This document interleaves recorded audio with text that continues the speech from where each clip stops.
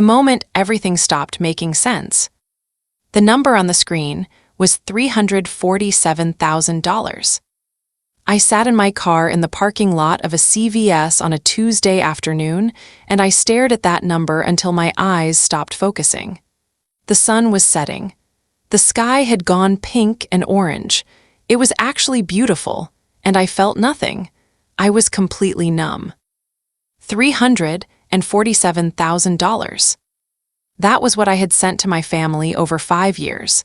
Not through some inheritance. Not through a lawsuit. Through my own 2 hands. Through overtime shifts and skipped vacations and eating lunch at my desk every single day. Through a savings account I had built dollar by dollar since I was 24 years old. And it was gone, every penny of it. And nobody, not one single person, had ever said thank you. Who I was before all of this. My name is Linda. I'm 51 years old. I live in a small apartment in Columbus, Ohio, that smells like old coffee and the lavender candle I burn every Sunday morning to make myself feel better about the week ahead. I drive a 2016 Honda Civic with a crack in the rear bumper that I keep meaning to fix. My fridge has exactly what I need and nothing more. I am not a wealthy woman. But 5 years ago, I was doing okay. Better than okay, honestly. I had worked my way up to a senior project manager position at a logistics company. I had a savings account with just over $60,000 in it. I had a 401(k)s. I had a plan. I wasn't rich, but I was stable, and stability was everything I had worked for since my divorce 12 years earlier. My ex-husband left when our daughter, Becca, was 9. He didn't fight for custody. He didn't fight for anything. He just left, and suddenly I was a single mother working full-time and trying to hold the whole world together with tape and sheer stubbornness. I became very good at stretching a dollar. I became very good at not asking for help. My family growing up was close. We were a big Southern family originally from Tennessee, and even though we scattered across the Midwest over the years, we stayed connected. There was my mother, Margaret, mama to everyone, who had moved to Indianapolis after my dad passed in 2015. There was my older brother, Dale, who lived about 40 minutes from her with his wife, Tara, and their 2 teenage boys. And there was my younger sister, Carla, who lived with her boyfriend, Kevin, just a few miles from Dale. We talked every week. We had a family group chat that was always buzzing. Every Thanksgiving and Christmas, someone hosted, and we all drove in with casserole dishes and folding chairs and stayed too late. I loved those nights.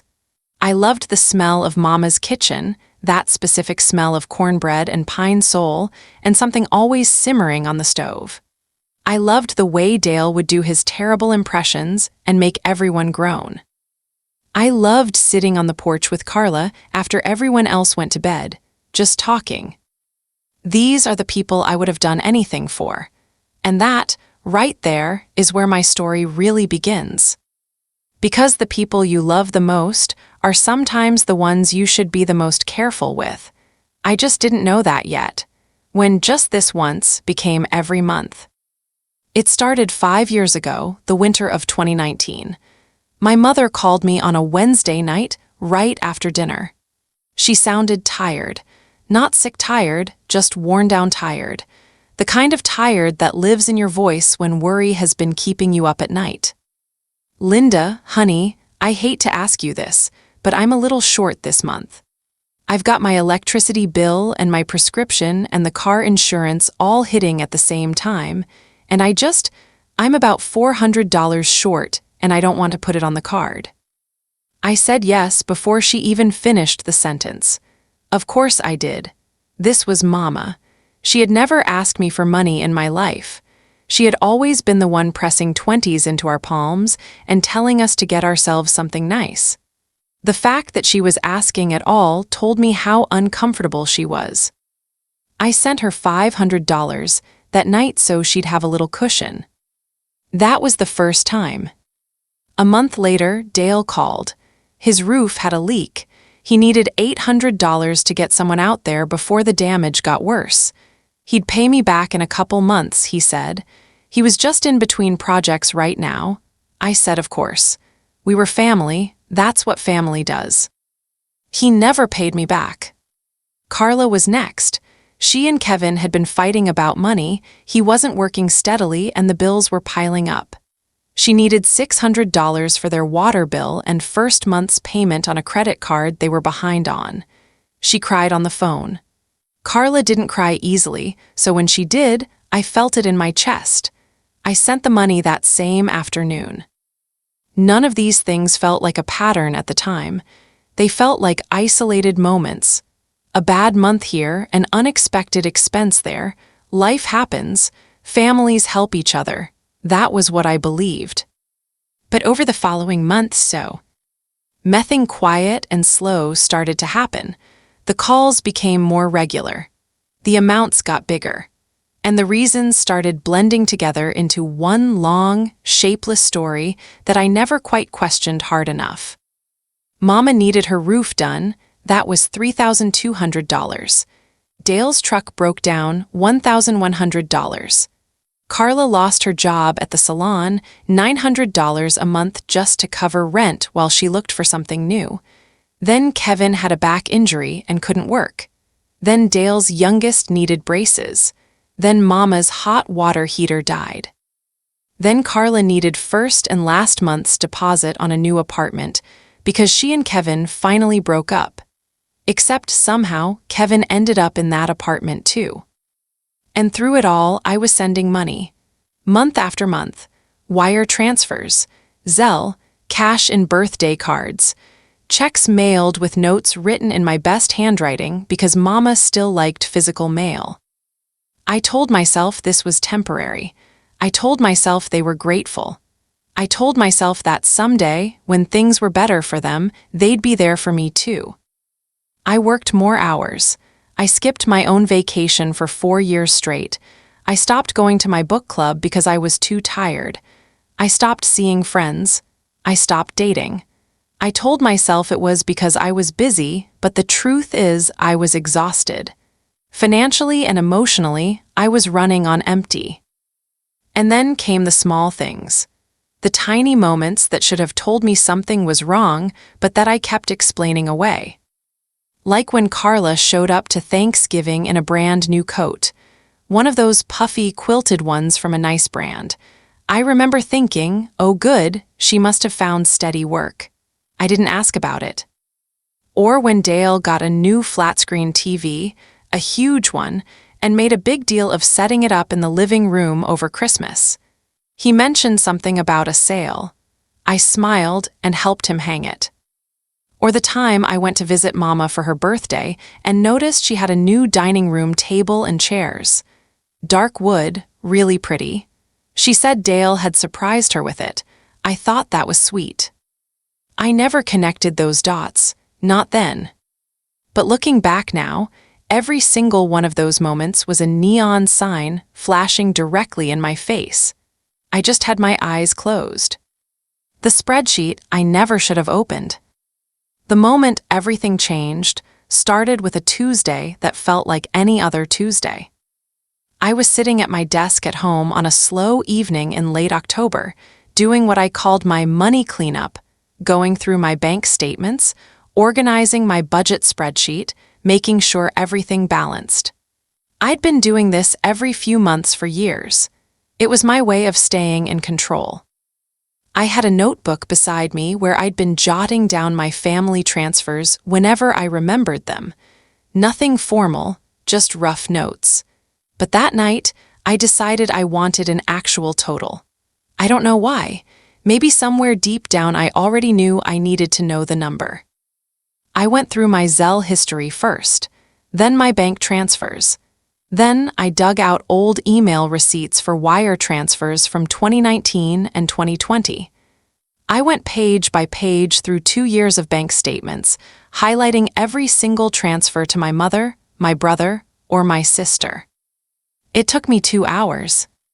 When I added it all up the first time, I thought I'd made a mistake, so I added it again. Then I used the calculator on my phone just to be sure.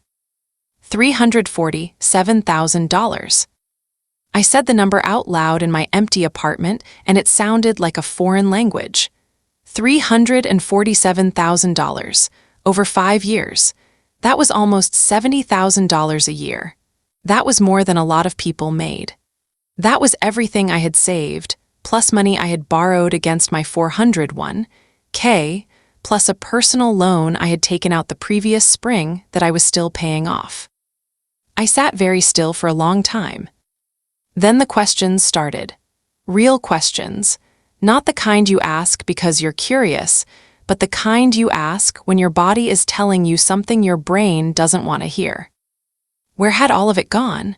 Mama's bills alone couldn't account for more than $30,000 or $40,000. Even with Dale's emergencies and Carla's rent, the numbers didn't add up to what I had actually sent.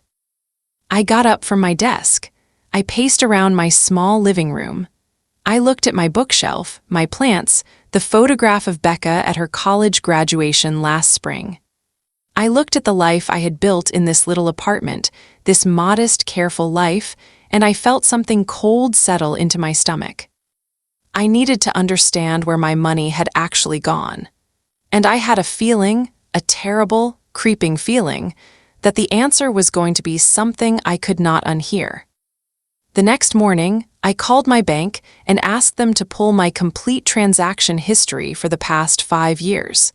While I waited for that, I did something I hadn't done in a long time. I went through my family's social media. Now I want to be clear. I wasn't looking to fight with anyone.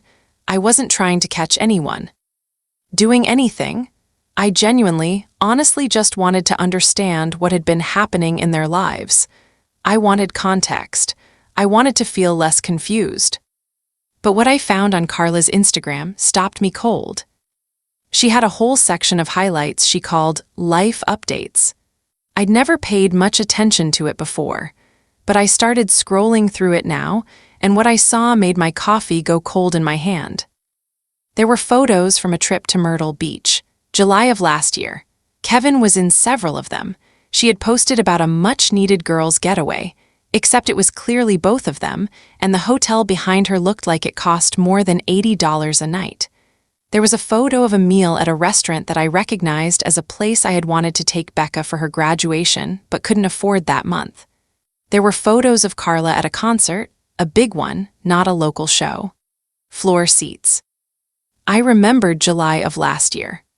I had sent Carla $1,400 that month because she said Kevin had relapsed and she needed help covering rent and some medical bills while she figured things out. She had been at a beach resort the same week she told me she couldn't pay her electricity bill, what they had been doing all along. I want you to understand something. When I say what I found next, I need you to really hear it, because this wasn't a mistake. This wasn't a misunderstanding. What I uncovered over the next 3 weeks was something they had been doing deliberately, consciously, and together. It started with a conversation I had with my mother. I drove to Indianapolis on a Saturday morning. I didn't tell anyone I was coming. I just got in my car and drove. Mama was surprised to see me, but happy. She made coffee and we sat at that new dining room table, the one Dale had given her, and I asked her, as gently as I could, about the money I'd been sending. I asked if she was comfortable, if it was enough, if she felt like things were stable now. She looked at me with this soft, confused expression and said something that made the room tilt. "Oh, honey, I've been fine for a good while now. I get my Social Security and the pension from your dad's union, and Dale helps me with the yard. I'm doing all right. Why do you ask?" I stared at her. "Mama, I've been sending you money every month for years." She frowned. "What do you mean? You sent me that $500 back in 2019. That was so sweet." But after that, she shook her head slowly. I thought about asking again, but I didn't want to be a burden. "I've been fine, Linda." The $500, that was the very first transfer. The first one, and apparently the only one that had actually reached her. My voice came out very quiet. Mama, who told you I was helping with the bills, who told you money was coming to you. She looked at me for a long moment. Then she said, carefully, well, Dale mentioned once that you and him had an arrangement, that you were helping him with some of my expenses directly. I figured that meant you were just sending it to him to make it easier. There it was. The arrangement. I drove home from Indianapolis in complete silence. No radio, no podcast, just the road and the sound of my own breathing and the slow, methodical collapse of everything I thought I knew about my family. When I got home, I called Dale. I kept my voice completely calm. I asked him, simply and directly, to explain the arrangement he had with Mama regarding my money. There was a long pause, then he laughed a little. That nervous laugh he always did when he got caught doing something as a kid, the laugh that used to make Mama's eyes narrow. Linda, come on, you know how it is. I was helping coordinate things for Mama. The money you were sending, it wasn't all going to her directly, but it was going toward family needs. I had a truck payment that was choking me, and Tara had some medical stuff. Dale, my voice was flat. How much of the money I sent for Mama actually went to Mama? Another pause, longer this time. Some of it. Some of it, some of it. Over the next week, the full picture assembled itself piece by piece, and it was worse than I had imagined. Dale and Carla had been talking, not just occasionally, but regularly. They had, over the years, developed a system. When one of them needed money, they would coordinate who called me and what the story would be. Sometimes they used Mama's name. Sometimes they invented situations, a broken furnace, a medical bill, a utility cut-off notice, that were either exaggerated or completely fabricated.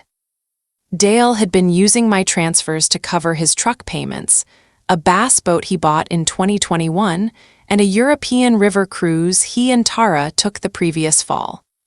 Carla had been using my money to cover both her rent and Kevin's, to fund their travel, their lifestyle, their entertainment. And the reason none of it ever added up was because they had each been siphoning off portions for themselves, while sending small amounts to Mama to keep her from asking questions and to keep her from calling me to check in, because if Mama and I compared notes, the whole thing would unravel. Which is exactly what had just happened. The thing that broke me, the moment I sat down on my bathroom floor and cried until I couldn't breathe, wasn't just the money. It was the phone calls. I could hear them in my memory now, replaying differently. Carla's voice cracking as she described Kevin's relapse, Dale's heavy sigh as he talked about the roof, the way they both always ended the calls with "I love you, sis," or "You're the best, Linda, I mean it." I had felt so needed, so important, so much like a good daughter and a good sister. It had all been a performance, rehearsed, coordinated, and repeated for 5 years. The worst part, when I dug into the timeline, I found text messages Carla had forwarded to me once by mistake, messages she quickly said were from a friend. I had believed her. But now I recognized the context. She had been texting Dale about what to tell me next. I had been their funding source, a resource they managed together, a problem they had solved. And they had been doing it since the very first month I ever said yes, the day I became a different woman. I want to tell you exactly what I did and exactly how I did it, because I've thought about this moment for a long time, and I want you to understand. I did not scream. I did not cry on the phone. I did not send long text messages or write an angry letter. I did not call Mama in tears and make her feel responsible. I got quiet, and quiet, I have learned, is the most powerful thing a woman can be. The first thing I did was call a financial advisor. I had never used one before because I always thought I couldn't afford it, which is ironic. I laid out everything, the 400 one, K loans, the personal loan, the depleted savings, and we built a recovery plan. It wasn't pretty, but it was real, and it was mine, and just having it on paper made me feel like I could breathe again. The second thing I did was call my bank and change every account number and routing information. I set up new accounts. I removed every saved contact from my Zelle. I changed my direct deposit. I made myself financially invisible to anyone who had ever received money from me. The third thing I did was write a letter. A real, handwritten letter, one for Dale and one for Carla. Not angry, not accusatory in a dramatic way, just factual. I laid out the amounts, the dates, the stated reasons, and what I had discovered. I told them I knew what they had done. I told them I was not interested in an explanation or an apology. I told them simply and directly that I was done. Done sending money. Done being available for financial emergencies. Done being the family bank that never had a closing time. I mailed both letters on a Thursday morning. Regular mail. No return receipt, no tracking. I didn't need the drama of knowing the moment they opened them.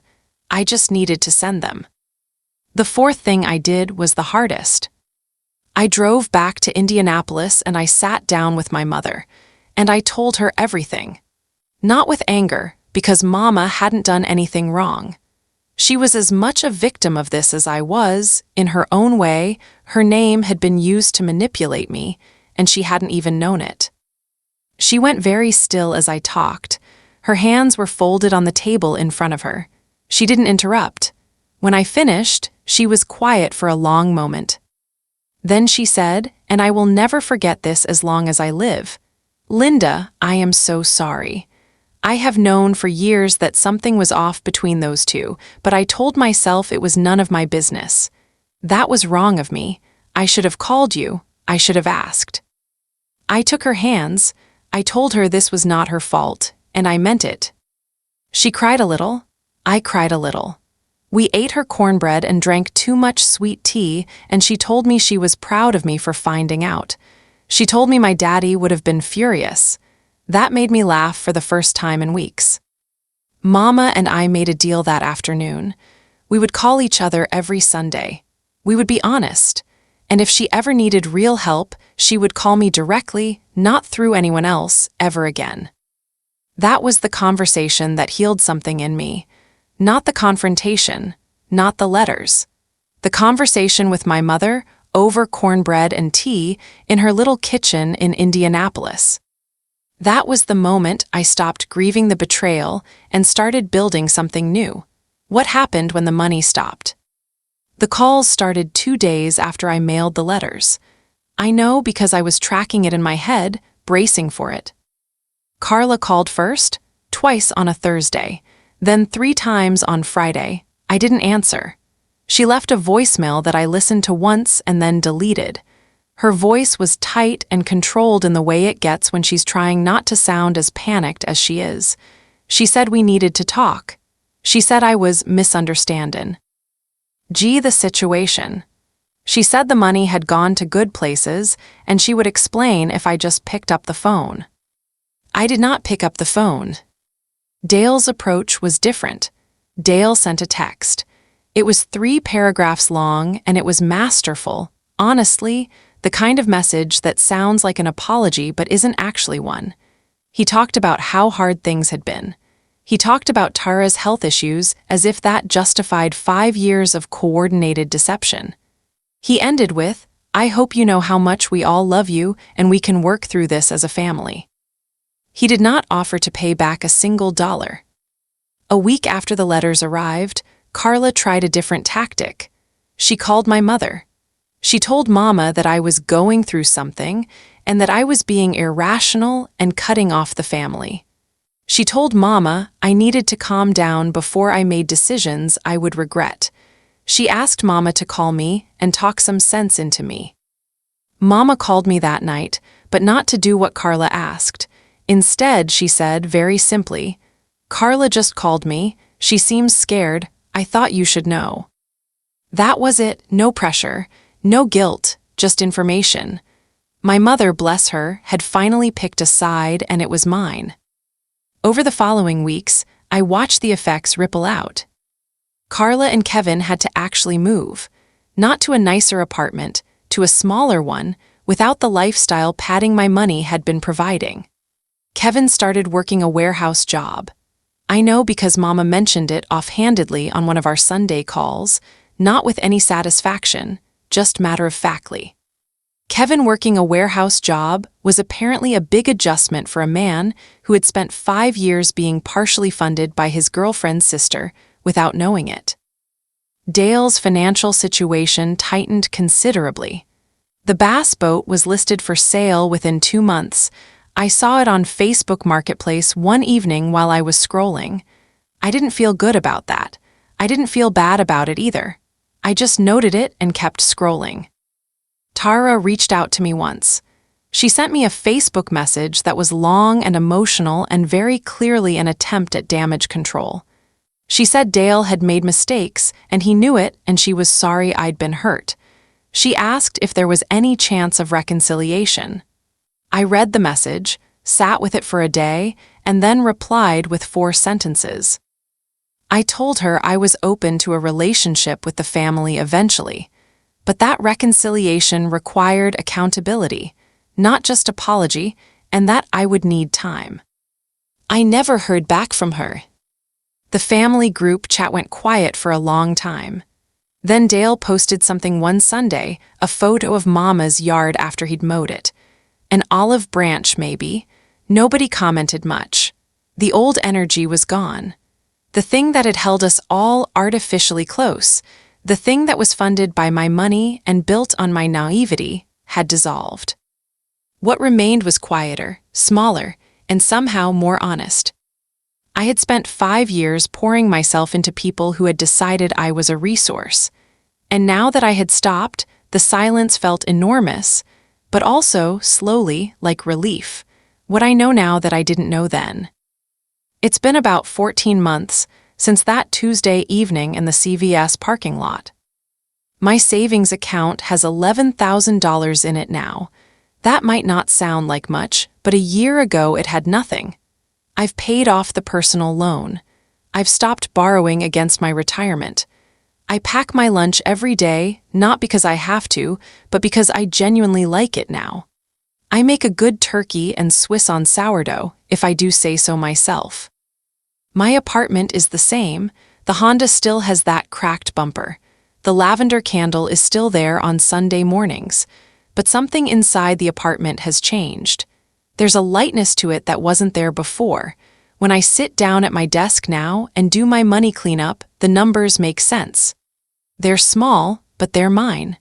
Every dollar in that account is accounted for. Every dollar has a story I know by heart. Becca calls me more now.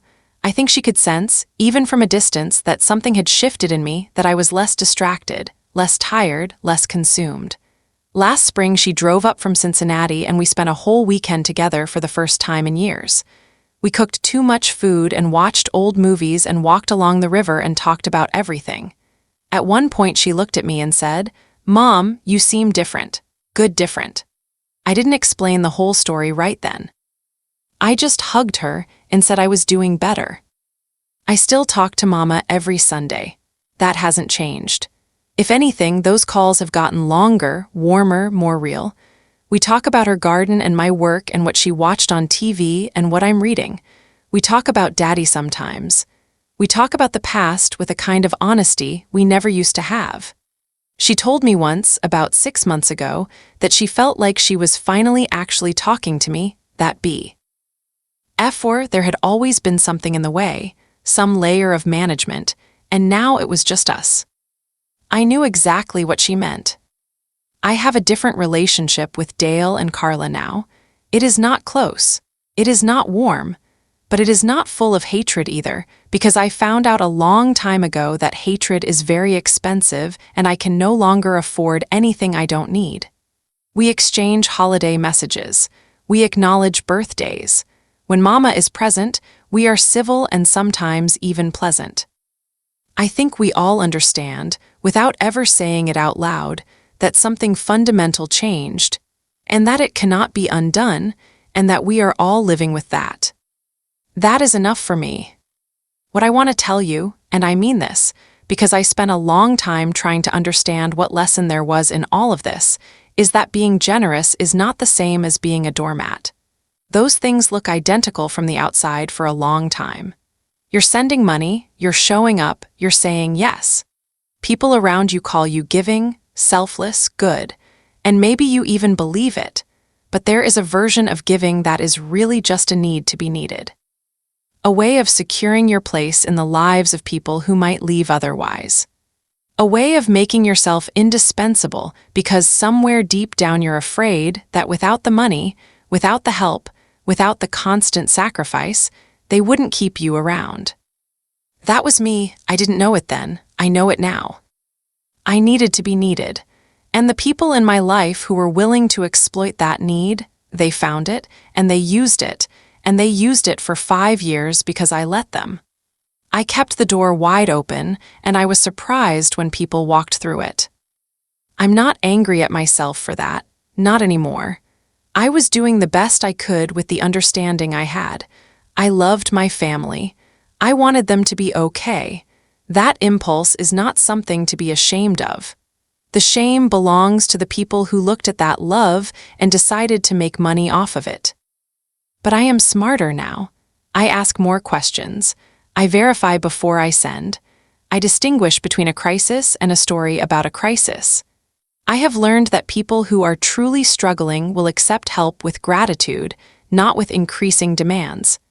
I have learned that love given freely should not leave you broke and exhausted.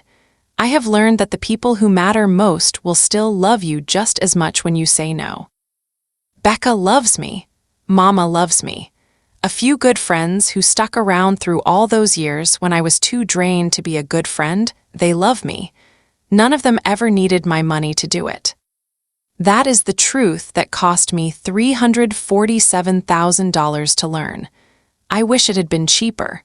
But I own it now, completely, and I will carry it carefully for the rest of my life.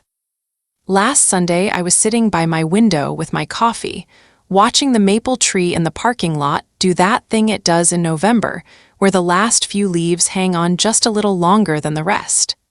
Stubborn little things. The sky was gray and flat, the good kind of gray, the kind that makes the inside feel warm by comparison. My phone rang. Mama. I answered on the second ring. How are you, honeys?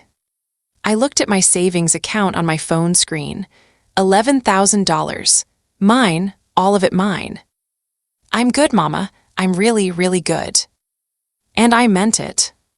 Because I had finally, after 51 years, learned the most important thing anyone can learn. You cannot pour from an empty cup, but you also don't have to fill everyone else's cup before your own. You are allowed to be someone's priority, starting with yourself. If you're sitting somewhere right now and this story feels familiar, if you're the one who always picks up the phone, always says yes, always finds a way, I want you to hear this. Your love has value, your money has value, your time has value, your peace has value. And none of those things should be extracted from you by people who have decided you exist to fund their comfort while they let you believe you are saving them. You are worth more than what you can give. Don't let anyone, not even the people you love most, spend 5 years convincing you otherwise.